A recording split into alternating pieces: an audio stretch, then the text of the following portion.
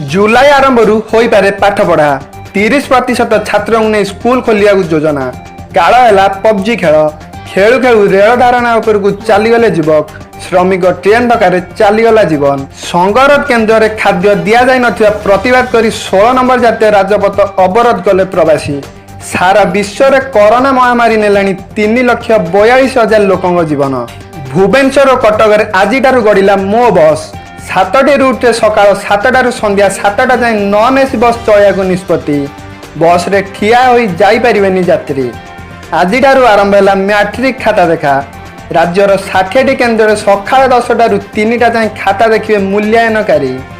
45 दिन भितर प्रकाश पाइब रिजल्ट पुणी दुर्घटनार शिकार हेले प्रवासी ओडिया बस ट्रक मुहांमुही धक्का 3 गुरुतर 10 आहत जापान हटिला कोविड-19 इमरजेंसी पुणी अस्त्र विरोधी उल्लंघन कला पाकिस्तान राज्य में आउ 79 पॉजिटिव चिन्हट 1517 पहुंचला मोट कोरोना आक्रांतों संख्या नमस्कार मु भी कौन आपण मैंने देखुं एजीटीवी आज दिन में कौन टॉप न्यूज रही मु आपन को बताइबी वीडियोटी को समस्ते शेष पर्यंत देखा सह वीडियोटी गोटे लाइक करदे एवं जदि आपण आम चैनल को प्रथम थर पर आसी तले रेड सब्सक्राइब बटन को ओके करने तेज आसतु टॉप न्यूज विस्तृत आलोचना करनेबा कोरोना जोगु देश में शिक्षानुष्ठान बंद रही बेले आसंता जुलाई मासरू स्कूल खोलने योजना करुछंती केंद्र सरकार सामाजिक दूरता नियम को बजाय रखी 30% छात्रों को नहीं स्कूल खोलिबा सह वयस्क छात्र छात्री को स्कूल आसवा अनुमति दिज्व सेहीपरि प्रथम सप्तम श्रेणी जाए छात्र छात्री को स्कूल आसवा अनुमति दिज्व नहीं कोरोना भूताणु विश्वव्यापी यार तांडव रचाइबारे लगी प्रतिदिन शह शह लोक कोरोना जोगु मृत्युवरण करुवा बेले हजार हजार लोक यह भूताणुर शिकार होती वर्तमान पर्यंत कोरोना जोगु 3,42,000 लोकंर मृत्यु होता बेले 53 लाख अधिक लोक संक्रमित होता तथ्य प्रकाश करिछि विश्व स्वास्थ्य संगठन आज गड़ब मो बस राजधानी भुवनेश्वर और कटक यही बस सेवा आरंभ होगा जाउथुवा बेले 7टी रूट्रे नन एसी बस चलने निष्पत्ति नि बस रे चलाचल करुवा यात्री सरकार 4टी शर्त रखिंट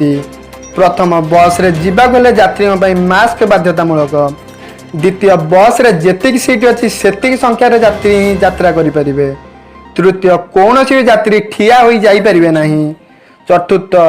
यात्री को टिकेट सठिक मूल्य मुताबक खुचरा देवाक पड़ो दुई थर बंद रहा पर आज आरंभ हो मैट्रिक खाता देखा राज्य में 60टी केन्द्र में खाता देखिए मूल्यांकनकारी सका 10टारू अपराह 3टा जाए गोटे शिफ्ट खाता देखा सह मूल्यांकन केन्द्र में सानिटाइजर व्यवस्था करा जाइछि खाता देखा बेले मूल्यांकनकारी मास्क लगे बाध्यतामूलक बोली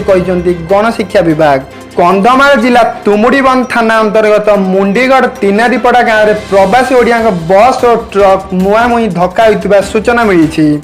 दुर्घटना 3 जन गुरुतर और 10 जन आहत होता बेले समस्त स्थानीय मेडिकल भर्ती कर बस टी प्रवासी ओडिया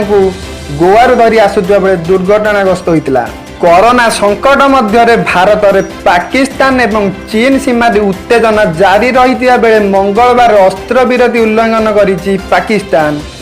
एलओसी रे पुंछ जिलार बालाकोट सेक्टर रे पाकिस्तान मोर्टार माड़ होइतिबा नै सूचना मिली एथिरे कौनसी क्षति न होइतिबा बेले यार कड़ा जवाब देछि भारत